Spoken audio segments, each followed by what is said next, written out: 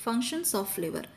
Liver is the most important organ which performs so many functions, out of which the most important is exocrine function, that is the secretion of bile. Bile is an alkaline solution produced by liver which contains the bile salts synthesized by the liver. These bile salts are the cholic acid and chenodeoxycholic acid formed from cholesterol.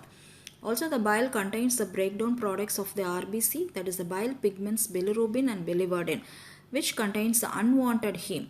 So, this unwanted heme is excreted by the bile pigments through the bile that is done by the liver. Also, it performs the metabolism of fat, carbohydrate and protein and breaks down into smaller products. The detoxification is the most important function done by the liver. It's a unique function of liver. So many toxins are produced in our body by metabolism and digestion, and these toxins are destroyed and removed by the liver. Also, the medicines and drugs which we consume is sent from the intestines to the liver for degradation. So, the degradation of drugs in the liver is called as first pass effect, and this is done by the liver, and so that the drugs may undergo its functions. Synthesis of plasma proteins. Most of the plasma proteins except the immunoglobulins is been done by the liver. Also, the liver produces the cholesterol which helps to produce so many steroid hormones. It is a storehouse for the iron, vitamins, copper, and also the excess glucose is being stored in the form of glycogen. So whenever needed, the glycogen is again converted into glucose and sent to the blood for its use. It also helps in the activation of vitamin D. The most important function of liver is the formation of urea, that is, it is a waste product formed by the protein metabolism from ammonia. So this urea, after it is formed in the liver, it is being sent to the kidney for its excretion. Also, the liver helps in erythropoiesis during the fetal life. So this bile which is secreted in the liver is being done by each and every liver cell. So the liver cell is also called as hepatocytes. So each and every hepatocytes perform the bile secretion action, so that about 500 to 1000 ml of bile is being produced every day. This bile is a alkaline solution which is bicarbonate rich, containing the bile salts, bile pigments like bilirubin, biliverdin, cholesterol, lecithin, alkaline phosphatase. The bile is being secreted and excreted by the biliary pathways in the liver, and it is stored in the gallbladder. This is being given to the intestines, excreted to the intestines intermittently between the meals. This picture shows the hepatocyte, structure of a hepatocyte. So this hepatocyte, after it produces the bile, it drains the bile through the bile canaliculi. And you can see the bile canaliculi also in this picture. This bile canaliculi is a pathway which is present between the adjacent hepatocytes, and it is formed from the plasma membrane of the adjacent hepatocytes. So this bile canaliculi delivers the bile into the bile ductule. Okay, so this picture shows two rows of hepatocytes. So between the adjacent sites of these hepatocytes, this bile canaliculi is formed which drains the secreted bile. This secreted bile from the bile canaliculi is sent to the bile ductule. This bile ductule is present in each portal triad. The bile ductule then traverses between the lobules. See, the parenchyma of the liver is thrown into many hepatic lobules. In between the lobules, this bile ductule will traverse as interlobular ducts. Then what happens? All the ductules will converge at the porta hepatis. So in the porta hepatis, two ducts are formed, that is right and left hepatic ducts. All the ductules from the right lobe of the liver will converge to form the right hepatic duct, and all the ductules from the left lobe of the liver will converge to form the left hepatic duct. So both the ducts will unite beyond the porta hepatis to form the common hepatic duct. Okay, outside the porta hepatis, this common hepatic duct is formed by the union of these two ducts. The common hepatic duct then receives the cystic duct of the gallbladder. Once the common hepatic duct joins with cystic duct, it forms the common bile duct. In the supraduodenal part, the common bile duct then traverses downwards to reach the second part of the duodenum. Before it drains or opens into the second part of duodenum, it is joined by the main pancreatic duct. Then it forms a common pathway. So this common pathway will drain both the bile and the pancreatic juice into the second part of the duodenum. So this is about the bile secretion and excretion of the bile from the liver into the second part of the duodenum. To perform the other functions of the liver has to get rich blood supply. So this rich blood supply is being given to the liver by two sources. About 1500 ml of blood is circulating within the liver. Okay, per minute it is being circulating, and this amount of blood is being given by two sources. One is the portal vein. The portal vein brings the venous blood from all parts of the digestive tract except the rectum and the anal canal. So it brings the venous blood. So it brings this venous blood is being given to the liver to perform the other functions of the liver because it carries all the absorbed products of the digested food from the intestine. So it accounts for about 75% of the blood flowing into the liver, and it flows at a pressure rate of about 8 to 10 millimeter of mercury, and it brings about 1200 ml of blood into the liver out of the total 1500 ml of blood circulating within the liver. The second source is the hepatic artery. The hepatic artery brings the oxygenated blood to the liver. So to give the oxygen and the nourishment to the liver, this hepatic artery brings the blood. So this accounts for about 25% of the blood flowing into the liver, and it is flowing at a pressure rate of 100 millimeter of mercury, and it brings about 300 ml of blood into the liver. So these are the two sources of blood supply to the liver. First, let's see about the portal vein. The portal vein is formed by the union of the two important veins, that is the splenic vein and the superior mesenteric vein. The splenic vein receives the venous blood from the spleen, stomach, pancreas, and through the inferior mesenteric vein it also receives the venous blood from the large part of the colon. The superior mesenteric vein gives the venous blood from the small intestine. So these two veins unite to form the portal vein. This portal vein ascends upwards and reaches the porta hepatis present in the undersurface of the liver, where it divides into right and the left branches. So these two branches will be supplying the respective lobes of the liver. That means from the porta hepatis, the right and left branches will extend into the interior of the liver and divide into so many radicals and reach the portal triad. This portal triad is present at the periphery of each hepatic lobule. Okay. So from the portal triad, the blood will be passing into the central vein. Thereby, the portal venous blood will be drained into the central vein. The central vein is present in the center of each hepatic lobule. So the portal triad is present at the periphery of the hepatic lobule. So from the portal triad, the portal venous blood traverses into the lobule, and it drains the venous blood into the central vein present in the center of each lobule. Next, hepatic artery. See, descending aorta is present in the abdomen, which gives ventral branch, that is the celiac trunk. So the first ventral branch of the aorta, descending aorta in the abdomen, is the celiac trunk. The celiac trunk gives three branches, out of which one is the common hepatic artery. The common hepatic artery divides and gives the proper hepatic artery. The proper hepatic artery is the main arterial supply for the liver. So this proper hepatic artery will reach the porta hepatis like the portal vein and divides into right and left branches. Okay. So these two branches will supply the respective lobes of the liver, the right to the right lobe and left to the left lobe. As the portal vein, this also reaches the portal triad after dividing itself into many arterioles. So from the portal triad, again it will be giving the blood into the central vein after forming the arteriovenous communication.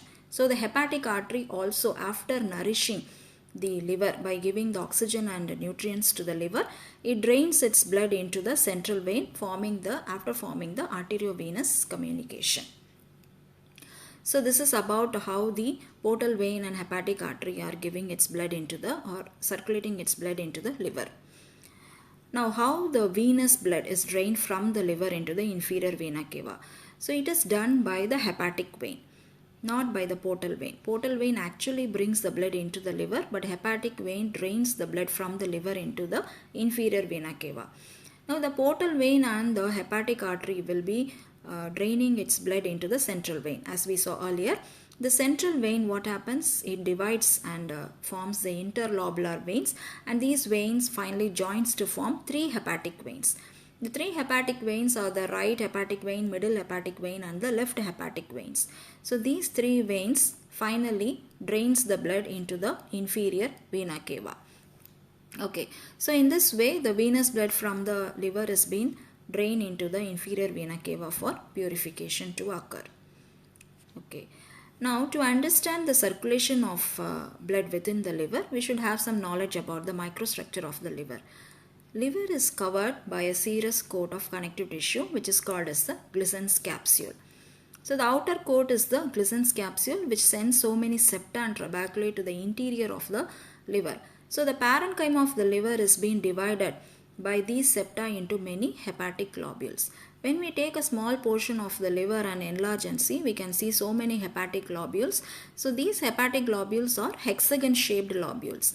So in its periphery we have the portal triad. So each portal triad will be having one bile ductule, one radicle of portal vein and one arteriolar branch of the hepatic artery. Okay, so when we see the hepatic globule, we can see each and every globule having it. In the center you have the central vein. Each hepatic globule contains a central vein in the center. Okay, so when we enlarge a small portion of the hepatic globule and see, we can see how the hepatocytes are arranged in the hepatic globule. The hepatic globule contains so many hepatocytes. Hepatocytes are nothing but the liver cells. So these hepatocytes are arranged in a single row of about 20 cells heaped one above the other, and they are arranged from the periphery radiating to the center to reach the central vein. Okay, so from the periphery it is directed to the central vein to the center. Between each row of the hepatocytes, that is between the adjacent rows of the hepatocytes, there is a space. That space only is called as the hepatic sinusoids. So hepatic sinusoids are nothing but the space between the adjacent rows of the hepatocytes. So this hepatic sinusoids only contains the bile ductule, the portal radicle, the hepatic arteries branch, that is the arteriole. So these three are traversed from the periphery to the central vein through the hepatic sinusoids. So the portal vein radicle and the hepatic arteriole from the portal triad traverses through the hepatic sinusoids to reach the central vein and drains its blood.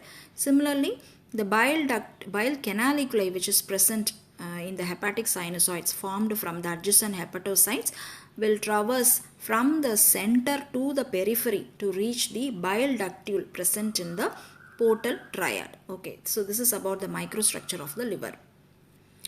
Now we'll see a small recap about the circulation and the secretion of the bile in the liver.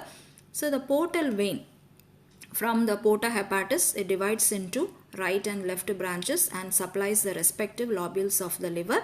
Then within the liver it divides into many radicals. Similarly, the hepatic artery also divides into right and left branch in the porta hepatis and divides into many arterioles in the respective lobes. Okay, these two vessels will be traveling as the interlobular vessels. That means they travel between the hepatic globules as interlobular vessels. Then they reach each portal triad which is present in the periphery of the hepatic lobule. From the portal triad, it traverses into the hepatic sinusoids, that is a space between the adjacent hepatic hepatocytes, and from through the hepatic sinusoids it reaches a central vein in the center of the hepatic lobule and drains its blood. From the central vein the blood is being drained into the hepatic veins. Then the hepatic veins finally drains the venous blood into the inferior vena cava. So this is about the blood circulation. Similarly, the bile secretion which is formed from the hepatocytes is being drained into the bile canaliculi. This bile canaliculi is present in the hepatic sinusoids. The bile canaliculi drains the blood into the biliary ductule which is present in the portal triad after it reaching it. Then from the bile ductule will be traversing between the hepatic globules as interlobular ducts. Okay, so these interlobular bile ductules finally reach the porta hepatis and forms the respective right and left hepatic duct. In this way, the bile secreted in the liver is being excreted to the hepatic duct. Okay, this is about the blood supply and the secretion of bile. Now we'll see the lymphatic drainage and nerve supply also. Liver will have two sets of lymphatic drainage, superficial set and deep set. The subserous part, that is below the Glissen's capsule, that part of the parenchyma is draining as the superficial set. Okay, so the posterior surface drains the lymph into the nodes present below the diaphragm, that is infra diaphragmatic nodes.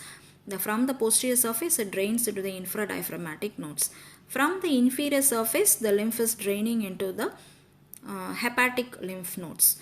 Similarly, from the anterior surface the lymph is draining into the celiac lymph nodes. So this is about the superficial set of lymphatic drainage. The deep set of lymphatic drainage is the part which is present around the portal triad. So this part drains its lymph into the hepatic lymph nodes and the celiac lymph nodes, and also some into the infradiaphragmatic part of the lymph node. Okay, so this is about the lymphatic drainage. So lymphatic drainage is in two sets, superficial and deep. Nerve supply is liver receives both parasympathetic and sympathetic supply. Sympathetic is through the hepatic plexus, that is coming from the celiac plexus. Similarly, vagus gives the parasympathetic supply. So this is about the nerve supply of the liver. Clinical anatomy of liver. Cirrhosis is a condition where the liver gets damaged, that is the liver cells goes for inflammation, then leads to damage and finally scarring of the liver. Thereby the liver functions cannot be performed.